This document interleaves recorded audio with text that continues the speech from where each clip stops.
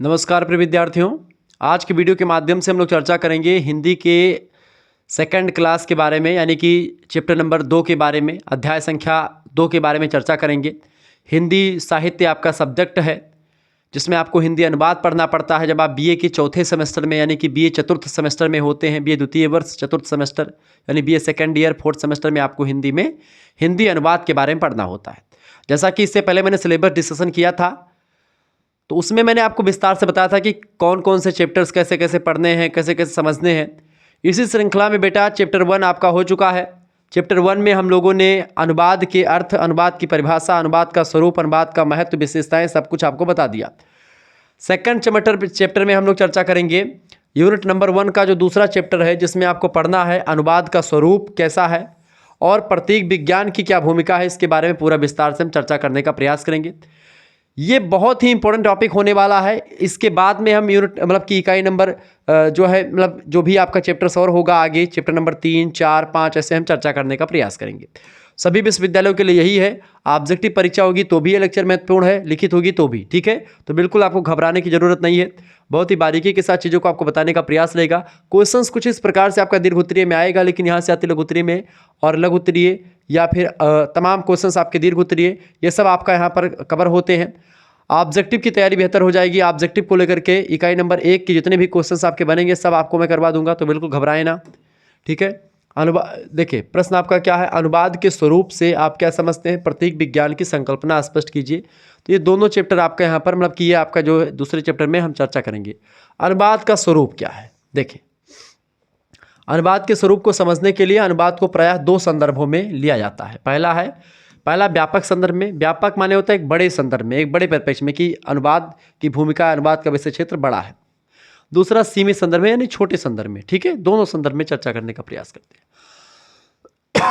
अनुवाद का व्यापक स्वरूप देखिए, अनुवाद की परिभाषा तथा अर्थ को स्पष्ट करते समय यह हमने बता दिया था आपको कि अनुवाद में अर्थ को एक भाषा पाठ से दूसरी भाषा के पाठ में अंतरित किया जाता है, इसी को अनुवाद कहते हैं। अनुवाद की परिभाषा और अर्थ को विस्तार से मैंने बताया था कि अनु और वाद 2 शब्दों से मिलकर के बना है, ठीक है। यानी कि एक कथन को दोबारा से कहना, एक भाषा से दूसरे भाषा में विचार या भावों का अंतरण ही जो है आपका अनुवाद होता है। पूरी डिटेल में जानकारी मैंने दी थी। उसी समय लिपि अंतरण क्या होता है, सारी चीज़ें मैंने आपको बताई थी। सिलेबस डिस्कशन के दौरान ही मैंने चर्चा कर दिया था सर एक मुद्दों पर। परंतु यह अनुवाद का सीमित संदर्भ है कि एक भाषा पाठ से दूसरी भाषा पाठ में अंतरित किया जाता है अनुवाद, उसी को अनुवाद कहते हैं। यह अनुवाद का सीमित संदर्भ है। लेकिन जबकि हम पढ़ के आ रहे हैं अनुवाद का व्यापक संदर्भ के आधार पर हम अनुवाद के स्वरूप का अध्ययन करने जा रहे हैं। तो व्यापक संदर्भ में यह माना जाता है बेटा कि 2 भिन्न प्रतीक व्यवस्था जैसे कि देवनागरी की प्रतीक व्यवस्था अलग है, का, खा, गा, घा, उसका जैसे कि देवनागरी का जो का होता है वो इस तरीके का प्रतीक लिखा जाता है, और जो रोमन का जो आपका का होता है वो इस तरीके से लिखा जाता है। ये हो गया बेटा रोमन का, ठीक है। रोमन लिपि की प्रतीक व्यवस्था, रोमन लिपि की प्रतीक व्यवस्था हो गई, ठीक है, प्रतीक व्यवस्था। और ये हो गई आपकी देवनागरी की प्रतीक व्यवस्था, यानी का के लिए ये प्रतीक रखा गया और इसी का के लिए ये प्रतीक रखा गया के लिए, ठीक है। इसका उच्चारण के से होता है, इसका उच्चारण का से होता है। ये का जो है बेटा का हलंत और छोटा आ से मिलकर के बनता है का, ठीक है। ये देवनागरी का है। और ये के है, ये सामान्य का के लिए प्रयोग किया, जैसे कि आपको कमल लिखना है। अब हमने कमल लिख दिया इस तरीके से, ये है कमल देवनागरी का। और इसी कमल को हम रोमन लिपि में लिखेंगे तो हम क्या लिखेंगे, KAMAL, क्या हो गया कमल। अब इस का में ये का था, लेकिन चूंकि कमल में मात्रा यहाँ पर छोटा है की छुपी हुई है, इसीलिए यहाँ पर ए लग गया। ऐसे ही यहाँ पर बीच में ए लग गया, लास्ट में नहीं लगता चूंकि वहाँ पर मात्रा, चूंकि वो यल जो होता है शॉर्ट फॉर्म में वो ला होता है। इस तरीके से आप देखते हैं ये प्रतीक व्यवस्था आपकी किसकी है, देवनागरी की। यह प्रतीक व्यवस्था किसकी है, रोमन की। यही चीज यहां पर बताने का प्रयास है कि एक प्रतीक व्यवस्था से दो भिन्न प्रतीक व्यवस्था के बीच होने वाला अर्थ का अंतरण ही अनुवाद है। ये इसका व्यापक संदर्भ हुआ। व्यापक माने बड़े अर्थ पर, यानी कि इसमें प्रतीक भी बदल रहा है, लिपि भी बदल रही है और भाव भी थोड़ा बहुत चेंज हो, मतलब भाव वही है और उसका अर्थ दो होता है, या उसका भाव वही है, अर्थ वही है, लेकिन इसका प्रतीक बदल रहा है, इसके चिन्ह बदल रहे हैं, इसकी लिपि बदल रही है, ठीक है, और इसका जो है सारी चीज़ें बदल रही है, इसकी जो प्रतीक व्यवस्था है या इसकी जो व्याकरण व्यवस्था है वो सब भी बदल रही है। ये इसका व्यापक अर्थ हो गया। केवल एक भाषा से दूसरे भाषा में अंतरण या एक पाठ का दूसरी पाठ में अंतरण ही अनुवाद नहीं होता। यह अनुवाद का सीमित अर्थ होता है, लेकिन अनुवाद के व्यापक अर्थ में प्रतीक चिन्हों में भी कन्वर्जन मतलब कि चेंजमेंट होता है, ठीक है। उच्चारण में भी आपको थोड़ा सा डिफरेंट देखने को मिलता है, नियमों में, व्यवस्था में, सब में, ठीक है। तो इसका व्यापक अर्थ होगा। तो अनुवाद का देखिए, प्रतीक व्यवस्था के बीच होने वाला अर्थ ही अंतरण अनुवाद होता है, जब दो भिन्न प्रतीक व्यवस्था के बीच में अंतरण होता है। इसका अर्थ यह है कि अनुवाद के अंतर्गत एक प्रतीक व्यवस्था में कही गई बात को बिना किसी अर्थ परिवर्तन किए, यानी कि अर्थ वही रहेगा, भाव वही रहेगा जो मूल भाषा का है, दूसरी प्रतीक व्यवस्था में व्यक्त किया जाता है। यानी कि जब एक प्रतीक व्यवस्था में कही गई बात को बिना किसी अर्थ परिवर्तन के दूसरी प्रतीक व्यवस्था में व्यक्त करना ही अनुवाद का व्यापक संदर्भ होता है। इस दृष्टि से यहां माना जाता है कि अनुवाद अर्थ या कथ्य का प्रतीकांतरण दो प्रतीक व्यवस्थाओं के बीच में होने वाला अंतरण व्यापार होता है। यानी अनुवाद का अर्थ क्या होता है? कथ्य। कथ्य माने जो कहानी है, जो कथा जो कही गई है उसका जो प्रतीकरण मतलब प्रतीकांतरण हुआ है, यानी एक कथा कहानी का, एक कथा का, एक भाव का प्रतीक का अंतरण, एक प्रतीक से दूसरे प्रतीक में चेंजेबल जो चीज़ें हो जाती है वही अनुवाद होता है। ये व्यापक संदर्भ होता है, ठीक है। जब अनुवाद को प्रतीकांतरण के रूप में लिया जाता है तो अनुवाद का स्वरूप समझने के लिए प्रतीक सिद्धांतों, प्रतीक की संकल्पना आदि सभी को समझना पड़ता है। अर्थात यहाँ अनुवाद को प्रतीक विज्ञान के सिद्धांतों के संदर्भ में लिया जाता है। इसीलिए अनुवाद के स्वरूप को समझने के साथ साथ हम प्रतीक विज्ञान की भी बात कर लेते हैं। इसीलिए मैंने आपको यहाँ पर चैप्टर नंबर 2 में प्रतीक विज्ञान और अनुवाद के स्वरूप दोनों को पढ़ाने का काम किया है, क्योंकि बिना एक दूसरे के कनेक्टिविटी के आप चीज़ों को नहीं समझ पाएंगे। क्योंकि अनुवाद जो होता है एक जटिल टॉपिक भी होता है और एक बहुत सरल टॉपिक होता है अगर आप इसको एक रणनीति के तहत पढ़ेंगे तो, ठीक है। देखिए अनुवाद का सीमित स्वरूप क्या, तो अनुवाद का व्यापक स्वरूप हमने देख लिया कि प्रतीक विज्ञान के साथ अनुवाद जो होता है वो ज़्यादा बेटर होता है। अनुवाद का सीमित अनुवाद, तो इसका स्वरूप देखिए, अनुवाद को सीमित संदर्भों में देखने वाली दृष्टि यह मान करके चलती है कि अनुवाद दो भिन्न भाषाओं के बीच होने वाला व्यापार होता है। यानी दो भाषाओं में क्या हो जाए, बस एक भाषा के भाव को दूसरी भाषा में व्यक्त कर देना ही अनुवाद होता है, जिसमें एक भाषा से दूसरी भाषा में अर्थ या कथ्य का अंतरण किया जाता है। चाहे अर्थ और कथ्य दोनों को बताया जाता है कि इसका क्या अर्थ है और इसका क्या कहानी है, क्या उसका अर्थ है, सारी चीज़ें बता दी जाती दूसरी भाषा में। इसका अर्थ यही हुआ कि सीमित संदर्भों में अनुवाद का भाषा अंतरण एक भाषा को दूसरी भाषा में अर्थ का अंतरण के रूप में ग्रहण किया जाता है। यानी कि इसमें क्या होता है, एक भाषा का दूसरी भाषा में कन्वर्डेशन ही अनुवाद होता है। इसमें प्रतीक, व्याकरण ये सब उतना ध्यान नहीं दिया जाता, ठीक है। लेकिन संदर्भ अगर व्यापक देखेंगे तो उसमें प्रतीकांतरण होता है, ठीक है। तो जब अनुवाद को भाषांतरण के रूप में लिया जाता है तब यह मान करके चला जाता है कि अनुवाद पर भाषा विज्ञान के सिद्धांत लागू होते हैं। अतः अनुवाद के स्वरूप को स्पष्ट करने के लिए भाषा विज्ञान के सिद्धांतों को आधार बना करके चलना होता है। तो भाषा विज्ञान के सिद्धांत को आधार बनाना पड़ता है जब आप उसके सीमित अर्थ को देखते हैं, और प्रतीक विज्ञान का सहारा लेना पड़ता है जब उसके आप व्यापक अर्थ को देखते हैं जो है अनुवाद की, ठीक है। इस प्रकार अनुवाद को किसी भी संदर्भ में लेकर के अनुवाद या तो प्रतीक सिद्धांतों का अनुप्रयोगात्मक रूप होता है अथवा भाषा सिद्धांतों का होता है। यानी कि भाषा सिद्धांत उसका सीमित अर्थ दिखाता है और प्रतीक जो सिद्धांत होते हैं वो उसके व्यापक संदर्भ को दिखाते हैं। तो जो है अनुवाद के दो स्वरूप होते हैं, एक उसका सीमित स्वरूप और एक इसका व्यापक स्वरूप। सीमित स्वरूप जो होता है वो भाषा सिद्धांतों के अकॉर्डिंग चलता है और जो आपका व्यापक स्वरूप होता है वो प्रतीक चिन्हों या प्रतीक सिद्धांतों के अकॉर्डिंग चलता है, ठीक है। तो अतः अनुवाद के स्वरूप को स्पष्ट करने के लिए हमें प्रतीक विज्ञान तथा भाषा विज्ञान दोनों के ही आधारभूत सिद्धांतों को समझना अत्यंत ही महत्वपूर्ण हो जाता है। कथ्य का प्रतीकांतरण क्या है इसके बारे में समझने का प्रयास करते हैं। कथ्य का प्रतीकांतरण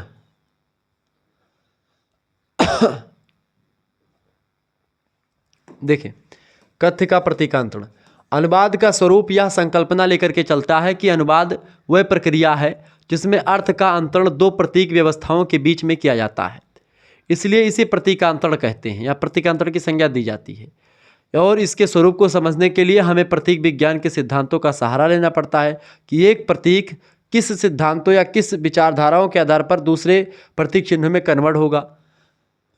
इस प्रकार अनुवाद को किसी भी संदर्भ में लेकर के अनुवाद या तो प्रतीक सिद्धांतों का अनुप्रयोगात्मक रूप है अथवा भाषा सिद्धांतों का, दोनों में से किसी एक का करेंगे तब भी अनुवाद का स्वरूप स्पष्ट हो जाएगा। ठीक है, उसमें कोई दो राय नहीं। अतः अनुवाद के स्वरूप को स्पष्ट करने के लिए हमें प्रतीक विज्ञान तथा भाषा विज्ञान दोनों के ही आधारभूत सिद्धांतों को समझना जरूरी हो जाता है। समझते हैं कि प्रतीक विज्ञान या प्रतीक की संकल्पना क्या है, इसके बारे में समझते हैं। भाषा विज्ञान हम बाद में देख लेंगे, पहले प्रतीक विज्ञान को देखने का प्रयास करते हैं। देखिए, प्रतीक विज्ञान तथा प्रतीक विज्ञान की संकल्पना। देखिए, प्रतीक विज्ञान वह विज्ञान होता है जिसके अंतर्गत हम प्रतीकों का अध्ययन करते हैं। प्रतीक क्या है, कैसे बनते हैं प्रतीक, इन सभी का अध्ययन प्रतीक विज्ञान के अंतर्गत किया जाता है। जैसे किसी शब्द को लिखना, मैंने आपको प्रतीक बताया था कि देवनागरी का प्रतीक, रोमन का प्रतीक, कैसे का लिखते हैं या उसी जैसा स्ट्रक्चर क्यों बनाते हैं का। छोटा आ जो बनता है वो ऐसे ही क्यों बनता है, ऐसे छोटा आ क्यों नहीं बनता है। ठीक है, या जो आपका का है ये ऐसे क्यों बनता है, का ऐसे क्यों नहीं बनता है, इसी को हा क्यों कहते हैं, इसको का क्यों कहते हैं, ये का प्रतीक ऐसे ही क्यों बना, हा का ऐसे ही क्यों बना, यही वो आपको प्रतीक विज्ञान के अकॉर्डिंग समझाया जाता है। अक्सर हम लोगों को लाल बत्ती पर रुकते हुए और हरी बत्ती पर चलते हुए देखा होगा कि जब एक रोड पर व्यक्ति चल रहे होते हैं तो लाल बत्ती जलती तो कार, मोटरसाइकिल सब रुक जाते हैं, और जब हरी बत्ती जलती है तो सिग्नल मिलने पर लोग चल देते हैं। तो ये प्रतीक व्यवस्था ही है। लाल सिग्नल ये प्रतीक आपको दिखाता है कि आपको रुकना है, हरी बत्ती आपको दिखाता है कि आपको चलना है, ये भी एक प्रतीक व्यवस्था है। इस प्रकार स्पष्ट होता है कि लाल बत्ती रुकने का प्रतीक है और हरी बत्ती चलने का प्रतीक है। वस्तुतः लाल बत्ती या हरी बत्ती का कोई ऐसा अर्थ नहीं है जो रुकने या चलने से संबंधित हो। या तो हमने रुकने और चलने के लिए लाल या हरी बत्ती के संकेतों को प्रतीक के रूप में ग्रहण कर लिया है या चिन्ह बना लिया है कि लाल बत्ती का मतलब रुकना होता है और हरी बत्ती का मतलब चलना होता है। यह हमने खुद डिसाइड किया है, हमने बनाया है। और ये बना कैसे? प्रतीक सिद्धांतों के द्वारा, प्रतीक नियमों के द्वारा बना। ठीक है, समझ रहे हैं? ये भगवान ने बना करके नहीं भेजा कि हरी बत्ती जाएगी तो चलना है और लाल बत्ती जो रुकेगी तो इसको रुकना है। नहीं, बिल्कुल नहीं। ये हम लोगों ने बनाया सिद्धांतों के अकॉर्डिंग, नियमों के अकॉर्डिंग, विज्ञान, प्रतीक विज्ञान का सहारा लेकर के। क्लियर? जैसे मंदिर पर आप देखते हैं, मंदिर में लोग शिवलिंग पर जल चढ़ाते हैं, भगवान शिव का प्रतीक मान करके उनकी पूजा करते हैं। तो केवल प्रतीक है, भगवान शंकर की प्रतीक के रूप में मान करके, ताकि हमारा ध्यान इधर उधर भटके ना। हम जैसे भगवान शंकर पर या भोलेनाथ पर दूध चढ़ाते हैं या उनके समक्ष पूजा करते, तो चूंकि मूर्ति पूजा इसलिए करी जाती ताकि हमारा ध्यान भटके ना। चूंकि आजकल तमाम ऐसे लोग हैं जो आपके ध्यान को भटकाते हैं, इसीलिए मंदिर वगैरह जाते समय आप देखते हैं शांति का अनुभव होता है। और मंदिर में आप देखते हैं आजकल तो तमाम प्रकार की चीज़ें हो रही, तमाम प्रकार के लोग सज धज के जा रहे हैं, तो लोग एक दूसरे के आकर्षण में चले जाते हैं। मंदिर में जो मूर्तियाँ होती हैं इसीलिए इतनी खूबसूरत बनाई थी कि उसी तरफ अट्रैक्शन आपका बढ़ता रहे। मंदिर के मूर्तियों को ही आप देखें ताकि आप जो मोह माया है, दुनिया की मोह माया, उससे इधर आप बढ़ें। आप देखते हैं जब एक दुर्गा जी की मूर्ति इतनी खूबसूरत और इतनी युवा अवस्था में क्यों बनाई गई? इसलिए बनाई जाती है ताकि जब हम दुर्गा की उस प्रतिमा को देखें जो एकदम से खूबसूरत है, जिसकी आंखें बड़ी बड़ी हैं, ठीक है, सारी मतलब खूबसूरती, जब हम उनको देखें तो हम ऐसे जब किसी दूसरी स्त्री को देखें तो हमें उसकी मतलब दुर्गा माँ दिखें। तो दुर्गा माँ को इसीलिए युवा अवस्था में बनाया गया ताकि हम हर एक उस महिला को अपनी माँ के रूप में, बहन के रूप में, बेटी के रूप में देखें। जैसा भगवान राम का सिद्धांत था कि जो है दुनिया में मतलब कि जो जितनी भी नारी हैं दुनिया में वो माँ बेटी बहन हमारी हैं, राम जी कहते थे। ठीक है, तो इस तरीके से बस अपनी नारी को छोड़ सभी दुनिया में जितनी नारी हैं, रिश्ते में मेरे कुछ और नहीं, माँ बेटी बहन हमारी हैं। ये बातें जो रामचंद्र जी के सिद्धांतों या उनकी मर्यादा को दिखाती थी, उसी मर्यादा को फॉलो करें तो हमको पता चलता है कि भाई जब हम उस युवा अवस्था की मूर्ति में माँ दुर्गा को देखेंगे, अष्टभुजी माता दुर्गा को देखेंगे, तो हम अपनी बहन बेटियों में भी माँ दुर्गा को देखेंगे, हम दूसरे की बहन बेटियों में भी माँ दुर्गा को देखेंगे, हम उनसे गलत व्यवहार करने की सोचेंगे भी नहीं। ठीक है, इस वजह से बनाया गया। अपने काम, अपने जो एक प्रकार से आपकी जो चेतना या आपके जो मन की जो चंचलता है उसको रोकने के लिए ऐसा किया गया। आप चूंकि मनम हिम चंचलम कृष्णम, मन बहुत चंचल है, मन इधर उधर भटकता है, उस मन को कंट्रोल करने के लिए ऐसी व्यवस्था करी गई। तो प्रतीक चिन्ह है वो, ठीक है, इसीलिए प्रतीक बनाए गए। क्या भगवान शिव का जो स्वरूप हम आज मूर्ति में अलग अलग देखते हैं, क्या वैसा स्वरूप होगा? क्या आप उसको देख पाएंगे? भगवान राम का जो स्वरूप आज बनाया जाता है वो स्वरूप क्या भगवान राम जैसा है? या ऐसे तमाम प्रकार के देवी देवताओं की जो है वो केवल जो लिखा पढ़ा है उसके अकॉर्डिंग बनाया गया है, लेकिन वास्तव में कभी कभी आप जैसे कि आप भगवान शंकर के स्वरूप की बात करें, कर्पूर गौरम, कर्पूर के समान वो गोरे बदन के हैं भगवान शंकर। कर्पूर गौरम करुणावतारम, करुणा के अवतार हैं, करुणावतारम, संसार सारम भुजगेंद्र हारम, ठीक है। उनके भुजाओं पर या उनके मान सकते हैं कि जो भुजंग है उनके हार बने हुए हैं, इस तरीके का उनका स्ट्रक्चर जो लिखा है, भुजगेंद्रहारम सदा वसंतम हृदय बिंदे भवम भवानी सहितम नमामि, मैं उस शंकर को प्रणाम करता हूँ जो कर्पूर के समान गोरे हैं, इस तरीके से उसका अर्थ निकलता है। तो यही चीज़ें हैं।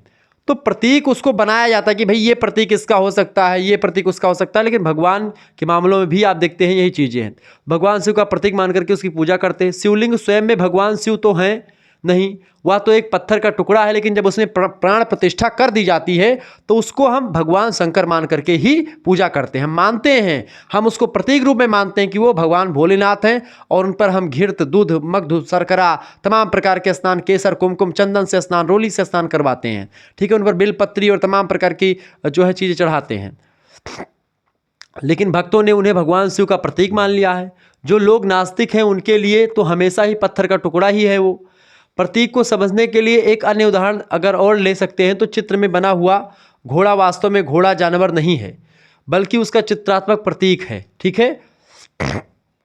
जैसे घोड़ा, घोड़ा उसका चित्र, कोई घोड़े का चित्र है तो घोड़ा वो चित्र में थोड़ी घोड़ा है, वो उसका केवल प्रतीक बना दिया गया है, ठीक है। बाकी घोड़ा वास्तविक में तो अलग है। घोड़ा को घोड़ा ही क्यों कहा जाता है, हाथी क्यों नहीं कह दिया गया, ये सब भी एक प्रतीक चिन्ह के अंतर्गत ही आता है, ठीक है। समझ में तो आ रहा होगा आपके, बिल्कुल।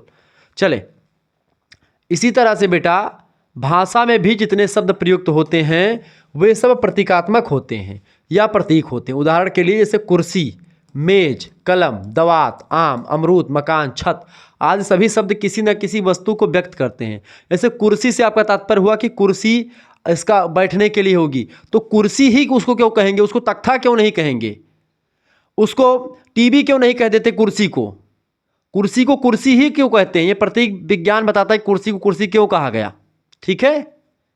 हाथी को हाथी क्यों कहा गया, का को का क्यों कहा गया, हा क्यों नहीं कहा गया, माँ को माँ क्यों नहीं कहा, ना क्यों नहीं कहा गया, माँ ही क्यों कहा गया, ये प्रतीक व्यवस्था डिसाइड करती है, ठीक है।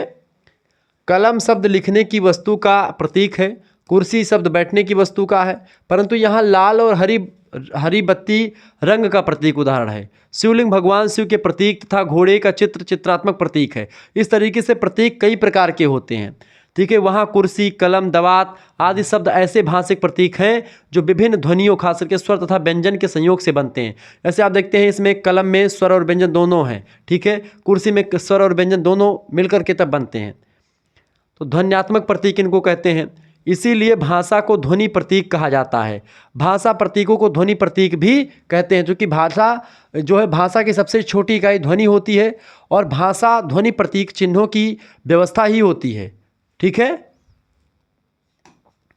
वास्तव में प्रतीक अक्सर किसी न किसी वस्तु के लिए प्रयुक्त किए जाते हैं तथा प्रतीकों का महत्व अथवा उनका अर्थ किन्हीं निश्चित प्रयोक्ताओं के लिए ही होता है। जैसे कि शिवलिंग केवल शिव भक्तों के लिए ही भगवान शिव का प्रतीक है। कुर्सी मेज शब्द हिंदी भाषियों के लिए ही वस्तु कुर्सी मेज के लिए है। जैसे मान लेते हैं शंकर भगवान के शिवलिंग को हम ही केवल उसको शिवलिंग मान करके पूजा करते हैं, मुसलमान लोग तो नहीं करते ना। ऐसे कुर्सी और मेज हम ही कहते हैं जो हिंदी भाषी लोग हैं। इसी कुर्सी को अंग्रेजी वाले जो लोग हैं वो चेयर कहते हैं, तो उनका चेयर प्रतीक है वो कुर्सी, ठीक है। लेकिन हम उसको कुर्सी कहते हैं, बैठने वाली चीज़ को कुर्सी कहते हैं, तो भाषिक प्रतीक। ऐसे ही वो क्या कहते हैं, वो उसको चेयर कहते हैं। तो यही चीज़ होता है प्रतीक व्यवस्था। क्लियर। अंग्रेजी भाषा के लिए तो चेयर और टेबल, मेज को टेबल कहेंगे, इन वस्तुओं के लिए प्रतीक होंगे। तो इस तरीके से अलग अलग जगहों पर अलग अलग चीज़ें होती हैं। प्रतीक शास्त्री पियर्स ने प्रतीक की परिभाषा देते हुए कहा कि प्रतीक वह वस्तु होती है जो किसी प्रयोक्ता के लिए किसी वस्तु की दूसरी वस्तु के स्थान पर प्रयुक्त होती है। A thing is something that stand to somebody for something else in some respect और कैपेसिटी, ठीक है। प्रिंस सीजी ने कहा था 1940 में। प्रत्येक प्रतीक की संकल्पना 3 इकाइयों के आधार पर बनती है, और ये 3 इकाइयाँ पहली क्या है, वस्तु या सांकेतिक वस्तु, जिसको आप रिफरेंस बोलते हैं। दूसरा होता है अर्थ या संकेतार्थ, ठीक है। और तीसरा होता है आपका प्रतीक, यानी उसका वस्तु और सांकेतिक वस्तु उसकी, ठीक है। अर्थ यानी संकेतार्थ क्या होता है, सांकेतिक वस्तु, संकेतार्थ और ध्वनि, सॉरी प्रतीक, इन 3 चीज़ों से मिलकर के या 3 इकाइयों से मिलकर के आपका कोई वस्तु प्रतीक बनती है। वस्तु का संबंध जो होता है किससे होता है, पहली जो इकाई है वस्तु, वस्तु का संबंध तो भौतिक जगत से होता है, जैसे कुर्सी, मेज, टीवी, एसी, फ्रिज, कलम, दवात, ये सब भौतिक वस्तुएं हैं जो हमको दिखती हैं, जिसको हम छू सकते हैं वो भौतिक चीज़ें हैं, जिसको आप नहीं देख सकते, नहीं छू सकते, वो अभौतिक चीज़ें होती हैं, नित्य हमारे सामने आती हैं। ये सभी वस्तुएं हमारी इंद्रियों का गोचर बनती हैं, यानी जिसको हम देख पाते हैं, छू पाते हैं, आसानी से समझ पाते हैं। और हमारे मन में इनका एक बिंब बनता है कि कुर्सी में 4 पैर होंगे, 2 हाथ हथेली होंगी, उस पर बैठने वाली एक सीट होगी, तुरंत बन जाता है। जैसे मेज और कुर्सी को हम आँख से देखते हैं, गंध को नाक से सूंघते हैं, खट्टा मीठा कड़वा आदि का बोध हमारे स्वाद जिह्वा से होता है। अलग अलग इंद्रियों के माध्यम से अलग अलग चीज़ों को हम जान पाते हैं, ठीक है। ठंडे गर्म आदि का अनुभव हमारे स्पर्श से होता है, त्वचा से, अर्थात भौतिक जगत की वस्तुओं के बिंब हमारे मानस पटल पर विभिन्न इंद्रियों के माध्यम से बनते हैं। भौतिक वस्तुओं का यह मानसिक बोध या बिंब ही उस वस्तु का अर्थ या संकेतार्थ होता है, ठीक है। कि कुर्सी ऐसी होगी, मेज ऐसी होगी, छुएंगे तो उससे हमको आधार बन जाता है कि टेबल ऐसा होगा या चीज़ें ऐसी होंगी, ठीक है। ये वस्तु होता है। वस्तु तथा उसका अर्थ संसार में सबके लिए समान होता है। कलम वस्तु का अगर बात की जाए, कलम वस्तु का वस्तु तथा उसका अर्थ तो हिंदी भाषी, संस्कृत भाषी, पंजाबी, गुजराती, मराठी, तमिल भाषी, अंग्रेजी भाषी, जापानी, रूसी सभी के लिए समान होते हैं। कि भाई कलम को कलम ही नहीं, अलग अलग स्थानों पर अलग अलग लोग कहेंगे, लेकिन कलम का जो अर्थ होगा, कलम का जो उपयोग होगा वो सभी जगहों पर एक ही होगा। कलम से केवल लिखोगे, कलम से आप दूसरा उपयोग नहीं करेंगे, ठीक है। हाँ, अंतर ये होता है कि केवल उनकी प्रतीकात्मक अभिव्यक्ति में तो थोड़ा बहुत डिफरेंस हो सकता है। उसे कोई मतलब कि कलम कहता है, ठीक है, कोई उस हिंदी भाषा वाले कलम कहते हैं। मतलब कि जैसे कमल की अगर बात की जाए, कमल की अगर बात करें तो कि जैसे कमल को हम लोग, जैसे किसी कमल को हम लोग कमल कहते हैं हिंदी भाषी लोग, कोई उसे जलज कहता है, जो संस्कृत में है कमल को जलज कहा जाता है, कोई उसे लोटस अंग्रेजी भाषा वाला उसको लोटस कहता है। तो इस तरीके से कमल को भी अलग अलग चीज़ों के माध्यम से हम जान पाते हैं, ठीक है। कमल वस्तु का मतलब कमल, देखिए कमल, वहाँ पर कलम मैंने से कलम निकला था कमल, तो इसका कमल का उपयोग अलग अलग भाषा में, कमल का उपयोग आप फूल के संदर्भ में ही करते हैं, उसका अर्थ फूल ही होता है कमल, लेकिन उसका अलग अलग शब्दों में, अलग अलग भाषा में अलग अलग शब्द उसके लिए प्रयोग या प्रतीक चिन्ह अलग अलग होते हैं। इस प्रकार प्रतीक की संकल्पना को हम वस्तु, अर्थ तथा प्रतीकात्मक अभिव्यक्ति को त्रिवर्गीय संबंधों में ही समझ सकते हैं, ठीक है। स्पष्ट है कि प्रतीक का संबंध या प्रतीक का वस्तु के साथ सीधा संबंध नहीं होता है। प्रत्येक प्रतीक से पहले हम उसके अर्थ पर पहुंचते हैं। प्रतीक मतलब उस चीज़ का अर्थ क्या है, फिर उस अर्थ से उसकी वस्तु तक हम जाते हैं। साथ ही भाषा में यह प्रतीक ही अभिव्यक्ति है और उसका अर्थ कथ्य होता है। अतः यह कहा जा सकता है कि भाषा कथ्य और अभिव्यक्ति की समन्वित इकाई होती है। तो भाषा क्या है, कथ्य यानी जो हम कह रहे हैं और जो अभिव्यक्त कर रहे हैं उसकी मिलीजुली इकाई का नाम है भाषा। इसके साथ साथ यह भी ध्यान रखना चाहिए कि वस्तु का जो अर्थ होता है उसके निर्माण में केवल भौतिक वस्तुओं का ही योग नहीं होता, बल्कि प्रयोजनकर्ता को अपनी सामाजिक सांस्कृतिक मान्यताओं का भी उपयोग उसमें करना चाहिए रहता है। उदाहरण के लिए इसे उल्लू शब्द का अर्थ हिंदी भाषा भाषी समाज के प्रयोक्ता के लिए मूर्ख होता है, तो जापानी भाषा भाषी प्रयोक्ता के लिए आउल जो होता है वो विद्वान का प्रतीक होता है।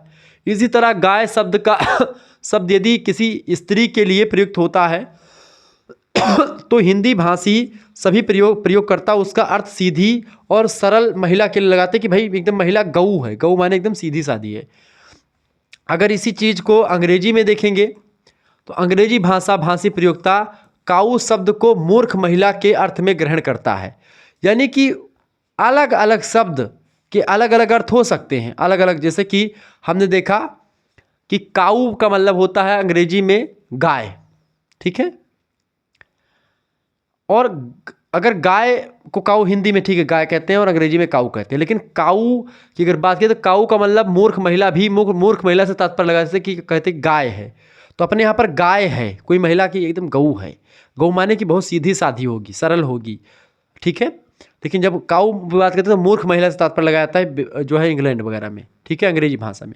परंतु जहाँ तक सामान्य सांकेतिक अर्थ का सवाल है, हिंदी और अंग्रेजी में गाय तथा काऊ शब्द एक ही वस्तु की ओर संकेत करते हैं और वो होती है गाय, जिसके 4 पैर होंगे, सी इज़ आ 4 लेग, ठीक है, और उसके 2 कान होंगे, 2 आँखें होंगी, वो गाय होगी, ठीक है, एक पूँछ होगी, लॉन्ग टेल, ठीक है, she is a long tail, 2 eyes, ऐसे आप निबंध लिखते नहीं थे तो सेम वैसे। कहने का तात्पर्य इतना ही है कि हर भाषा किसी एक वस्तु को अलग अलग प्रतीकों से व्यक्त करती है, अलग अलग प्रतीकों के माध्यम से व्यक्त करती है, या किसी अर्थ या कथ्य को 2 भिन्न भिन्न प्रतीक व्यवस्थाओं के माध्यम से व्यक्त किया जा सकता है। यही होता है इसका स्वरूप। तो ये आपने अनुवाद का स्वरूप देखा, जिसमें आपको भाषा प्रतीक विज्ञान के माध्यम से चीज़ें हमने समझाई। तो भाषा का स्वरूप या अनुवाद का स्वरूप 2 होता है, एक भाषा संकेतों के आधार पर होता है, एक सीमित होता है और एक व्यापक होता है। व्यापक में प्रतीक व्यवस्था और सीमित में भाषा विज्ञान की चीज़ों को हम समझते हैं। तो इस तरीके से चैप्टर 2 हमने देखा। चैप्टर 1 इससे पहले हमने देख लिया है अनुवाद वाला, तो इसको आप देख लीजिएगा, जिसमें हमने अनुवाद का अर्थ, परिभाषा, महत्व और विशेषताएं सब समझी। अब इसके बाद में अगला जो चैप्टर आएगा जल्द ही आपके लिए डिस्कस किया जाएगा। अगले चैप्टर के लिए तब तैयार रहिएगा। मिलते हैं फिर नेक्स्ट वीडियो में, तब तक के लिए जय हिंद जय भारत। आप सभी का बहुत बहुत धन्यवाद। हमारे से जुड़ने के लिए इसी प्रकार से अपना प्यार हमेशा बनाए रखेंगे। बहुत बहुत धन्यवाद आप सभी का।